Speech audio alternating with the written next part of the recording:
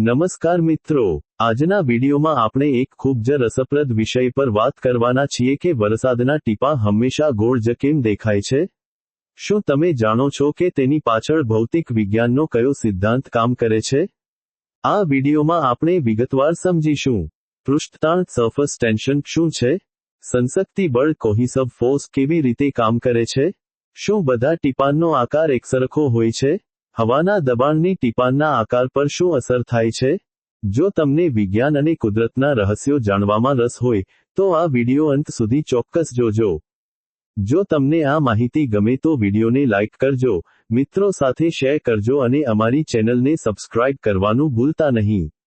વરસાદના ટીપાં જ્યારે આકાશમાંથી નીચે પડે છે, ત્યારે આપણને તે ઘણીવાર નીચેથી ગોળ અને ઉપરથી અણીદાર એટલે કે આંસુ જેવા આકારના લાગે છે, પરંતુ વિજ્ઞાનની દૃષ્ટિએ તે સંપૂર્ણપણે સાચા નથી.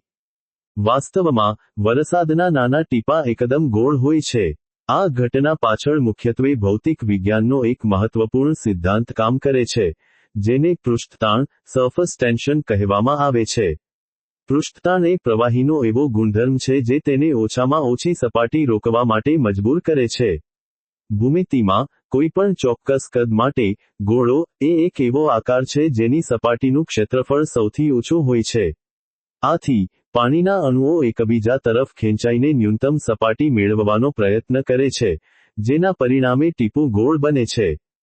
પાણીના અણુઓ વચ્ચે એક વિશિષ્ટ પ્રકારનું આકર્ષણ બળ હોય છે જેને સંસક્તિ બળ કોહિસિવ ફોર્સ કહેવાય છે. આ બળને કારણે પાણીના અણુઓ એકબીજા સાથે વળગી રહેવાનું પસંદ કરે છે. જ્યારે ટીપું હવામાં હોય છે, ત્યારે તેની આસપાસના અણુઓ અંદરની તરફ ખેંચાય છે. સપાટી પરના અણુઓ પર માત્ર અંદરની તરફ જ બળ લાગે છે, જેના કારણે સપાટી એક ખેંચાયેલી રબરની પટ્ટી જેવું વર્તન કરે છે. આ આંતરિક ખેંચાણને લીધે જ ટીપું પોતાની જાતને સંકોચીને ગોળાકાર ધારણ કરી લે છે. જો પૃષ્ઠતાણ ન હોત, તો વરસાદના ટીપાં ગમે તેવા અનિયમિત આકારમાં નીચે પડતા હોત. જો કે, બધા જ વરસાદના ટીપાં હંમેશા સંપૂર્ણ ગોળ નથી હોતા. તેમનો આકાર તેમના કદ અને હવાના અવરોધ પર આધાર રાખે છે. જ્યારે વરસાદનું ટીપું ખૂબ નાનું હોય, લગભગ 1 મિલીમીટરથી ઓછું, ત્યારે પૃષ્ઠતાણનું બળ અન્ય તમામ બળો કરતાં વધુ શક્તિશાળી હોય છે, તેથી તે એકદમ ગોળ દેખાય છે.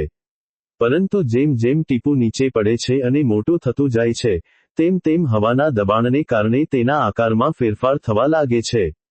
હવામાં નીચે પડતી વખતે નીચેની બાજુથી હવાનું દબાણ વધે છે, જે ટીપાના નીચેના ભાગને સહેજ ચપટો બનાવી દે છે. મોટા ટીપાં ઘણીવાર હેમ્બર્ગર બનની જેમ નીચેથી ચપટા અને ઉપરથી ગોળાકાર દેખાય છે.